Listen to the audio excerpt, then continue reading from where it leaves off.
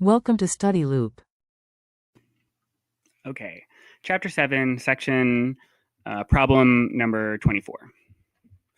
Nitric acid, HNO3, is a component of acid rain that forms when gaseous nitrogen dioxide reacts with oxygen and liquid water to form aqueous nitric acid. Write a balanced chemical equation for this reaction. So the first thing that we have to do in order to solve this problem is figure out what they're talking about when they say these chemical names. Okay, so we can see that nitric acid, HNO3, is a product. They gave that right away to us. And it's going to form in its aqueous state. And it forms when gaseous nitrogen dioxide, so NO2, reacts with gaseous oxygen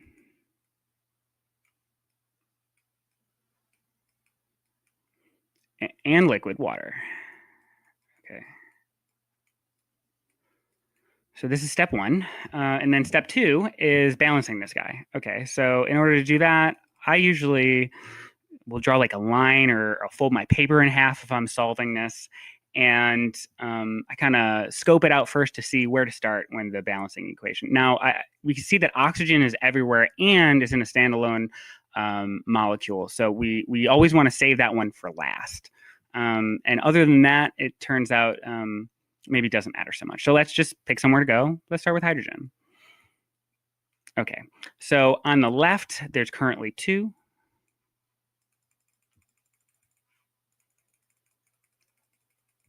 And on the right, there's currently 1. So we know we're at least going to have to add a coefficient of 2 there. So currently, hydrogen is balanced on both sides. So then let's move on to our next element. Again, we're saving oxygen for last, so let's move on to nitrogen. Okay, there's currently 1 on the left, and there's 2 on the right. So we know we at least need to add a coefficient of 2 over there. So let's do that. Got 2 on the left, 2 on the right. Nitrogen is balanced. And when we added these coefficients, it's important to point out that when we add this coefficient, we didn't change any of the hydrogen numbers. So we know we can just keep going forward. Okay, oxygen last. On the left, we have 2 times 2 is 4, plus currently 2 from the oxygen and 1 from the water. So that's going to equal 7. And then on the right, we have 3 times 2 is going to give us 6.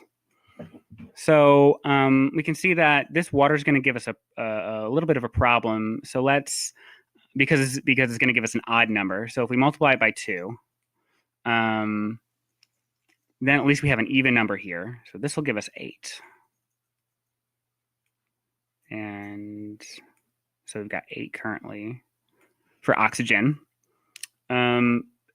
But because we multiplied that coefficient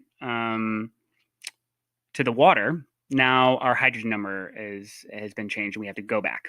Okay, so their hydrogen, so we go all the way back to the beginning and kind of double check things. So hydrogen now is no longer 2, it's actually 4 from that molecule. Okay, and now we need to balance it back on the other side.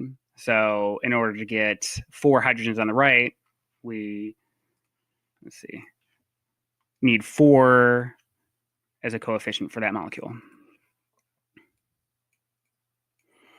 That will give us 4 hydrogen. Okay, and again, because now we multiplied this molecule by 4, we have to keep going and double checking our numbers. Nitrogen now has 4 on the right side. And to balance that out, we need to change this coefficient to 4 as well.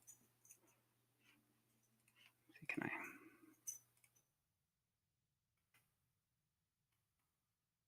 I? Haha, okay, to 4 as well. Okay, now the nitrogens are balanced. Now let's go for oxygen. Okay, we don't have 4 over there anymore. And instead, we have 2 times 4 is 8. Oxygen, still, we currently have 2. And then for the oxygen from the water, let's see what we have. 2 times 1 is 2. So 8 plus 2 is going to give us 12 on the left side. And let's count on the right side. 4 times 3, this is also 12. You always want to go back and double check to make sure that these numbers are right. And this is how you do it. Good luck studying.